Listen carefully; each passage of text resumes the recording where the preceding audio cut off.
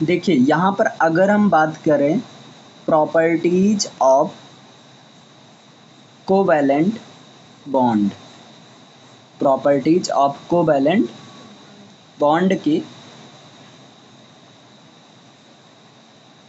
और या ऐसे मतलब प्रॉपर्टीज आप उस कंपाउंड की प्रॉपर्टीज को डिस्कस करें जिसमें कोवैलेंट बॉन्ड पाया जाता है ना। तो उनकी प्रॉपर्टीज क्या होती है, जैसा कि इसके पहले यानी कि पार्ट 1 में आपने देख लिया था कि कोवैलेंट बॉन्ड होता क्या है।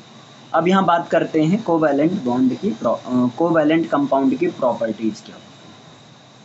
तो यहाँ पर ध्यान दीजिएगा, सबसे पहले हम ये समझ लेते हैं कोवैलेंट कंपाउंड होता क्या है ना। इस चीज को पहले समझ लेते हैं कि कोवैलेंट कंपाउंड क्या होता है। तो ये होता है जिनमें कोवैलेंट बॉन्ड पाया जाता है, यानी कि covalently bonded molecules, covalently bonded molecules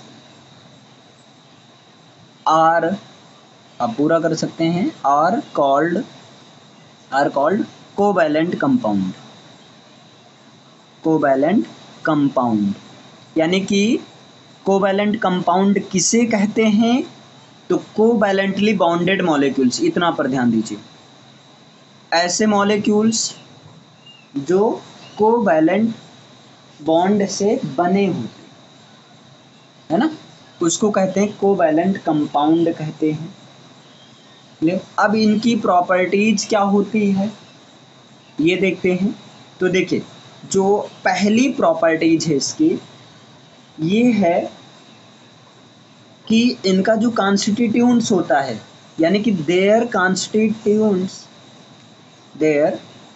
constituents कुछ भी आप बोल सकते हैं, देयर कॉन्स्टिट्यूएंट्स मतलब ये जिससे बने होते हैं वो होते हैं आर मॉलिक्यूल्स, वो होते हैं मॉलिक्यूल्स से बने। कोवैलेंट कंपाउंड की पहली जो प्रॉपर्टीज है वो क्या है, molecules, constituents are molecules, not ions, ये आयन से नहीं बल्कि मॉलिक्यूल से बने। क्लियर है ना। अब बात इसकी करें, जैसे देखिए ये ऑक्सीजन मॉलिक्यूल है, ये क्या आपका ऑक्सीजन मॉलिक्यूल है अगर O2 के फॉर्म में लिखा है, लेकिन अगर O- के फॉर्म में लिखा है तो दिस इज ऑक्सीजन आयंस है, या ऑक्सीजन आयंस है। तो ये जो यानी जो कोवैलेंट कंपाउंड होते हैं वो किससे बने होते हैं, मॉलिक्यूल्स से बने होते हैं, ना कि आयंस से बने होते हैं। डन हुआ इतना ना, आयंस और मॉलिक्यूल्स में डिफरेंस भी क्लियर हो गया होगा। ये तो पहला है। दूसरा नंबर, कोवैलेंट कंपाउंड, जैसे अब ऑक्सीजन की बात किया जाए तो ऑक्सीजन बना होता है ओ डबल बॉन्ड O से बना होता है, यानी कि डबल बॉन्ड से बने होते हैं। तो ये जो बॉन्ड होते हैं ये स्ट्रांग होते हैं, है ना। मतलब ये आपके कोवैलेंट कंपाउंड होते हैं, ये क्या होते हैं, दे हैव स्ट्रांग बॉन्ड्स, मतलब इनके पास जो बॉन्ड्स होता है वो स्ट्रांग होता है। क्लियर है ना। और स्ट्रांग मॉलिक्यूल्स के अंदर, यानी कि विद इन द मॉलिक्यूल्स, उस मॉलिक्यूल्स के अंदर जो भी बॉन्ड होते हैं वो सब स्ट्रांगली एक दूसरे से कनेक्टेड होते हैं। क्लियर है ना।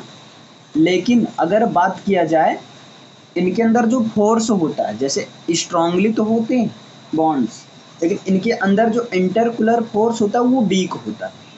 तो यहाँ पर बट इंटरकुलर फोर्सेस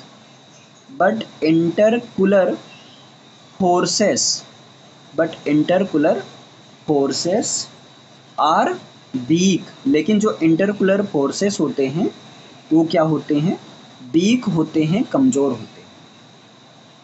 डन हुआ ना इतना। देखिए दे हैव स्ट्रॉन्ग बॉन्ड्स, इनके पास बॉन्ड्स तो स्ट्रॉन्ग होते हैं with in the molecules, molecules में, लेकिन जो इंटर मॉलिक्यूलर यहाँ रहेगा, थोड़ा सा मिस्टेक हो गया भाई, यहाँ पर रहेगा इंटर मॉलिक्यूलर फोर्सेस। जो इंटर मॉलिक्यूलर फोर्सेस होते हैं वो क्या होते हैं, वीक होते हैं। क्लियर है ना? हाँ, लेकिन किसको छोड़कर, ग्रेफाइट और डायमंड को छोड़कर। हाँ, यहाँ पर एक चीज याद रखिएगा, accepts graphite and diamond, graphite और डायमंड को छोड़कर, ऐसा, क्योंकि ग्रेफाइट में इंटरमोलिक्यूलर जो फोर्सेस होते हैं ग्रेफाइट और डायमंड्स में बहुत ज़्यादा होते हैं। डन है ना? और दूसरा नंबर इनमें, यानी कि तीसरी जो प्रॉपर्टीज की बात करें कोवैलेंट कंपाउंड की, तो वो होती है कि इलेक्ट्रॉन्स का केवल इलेक्ट्रॉन का ही शेयर होता है। मीन इलेक्ट्रॉन्स, या आप ऐसे कह सकते हैं इन दीज कंपाउंड्स मीन्स ऐसे कंपाउंड्स में, इन दीज कंपाउंड्स ऐसे कंपाउंड्स में इलेक्ट्रॉन्स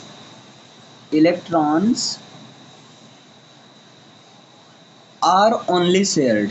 इस चीज को याद रखिए, ऐसे कंपाउंड में केवल इलेक्ट्रॉन्स का ही शेयर होता है, जैसा कि अभी आपने देखा भी, केवल इलेक्ट्रॉन्स का ही शेयर होता है ना? No charge particles is formed, और कोई चार्ज पार्टिकल्स का फॉर्म नहीं होता है। एंड नो चार्ज्ड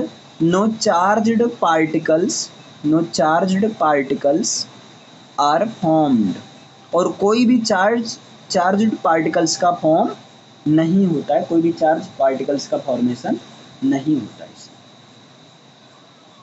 क्लियर है ना? इस चीज को आपको याद रखना होगा।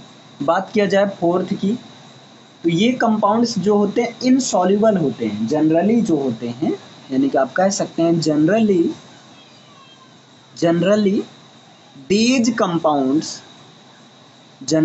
Compounds means covalent compounds, generally these compounds are insoluble in water, insoluble in water. Generally ये कंपाउंड्स वाटर में होते हैं, इनसॉल्युबल होते हैं। क्लियर है ना? इनसॉल्युबल मीन्स वाटर में नहीं घुलते। क्लियर है ना? तो जनरली ये केस होता है, लेकिन कुछ केस में है, सम केसेस में ये जो है वाटर में सॉल्युबल हो जाते हैं। क्लियर है ना? तो ये चीज है, ये चीज आपको याद रखना होगा। क्लियर है ना? जैसे देखिए, एक बार रिपीट कर लीजिए, जो कोवैलेंट कंपाउंड की प्रॉपर्टीज की बात करें, सबसे पहले समझ लेते हैं होता क्या है। तो कोवैलेंटली बॉन्डेड मॉलिक्यूल्स, यानी कि ऐसे मॉलिक्यूल्स जिनके अंदर जो बॉन्ड का फॉर्मेशन होता है कोवैलेंट बॉन्ड के फॉर्मेशन से बने होते हैं।